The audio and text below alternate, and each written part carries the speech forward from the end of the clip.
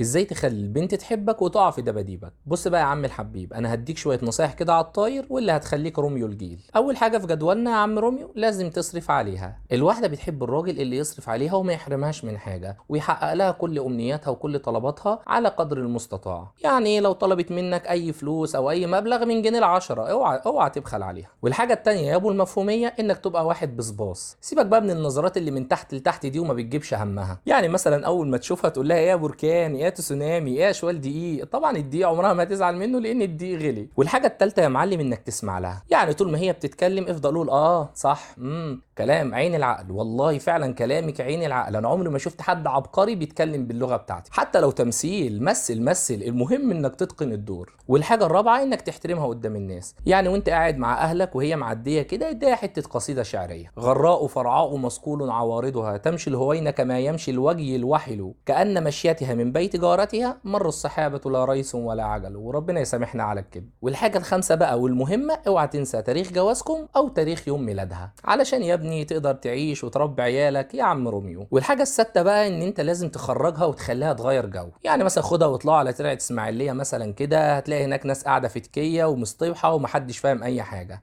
اديها سجارتين كده وخليها تصطبح وتقل العار شويه، وتكون عملت مع نفسك فوق الصح. لان ممكن ترجع بقى لوحدك يا معلم.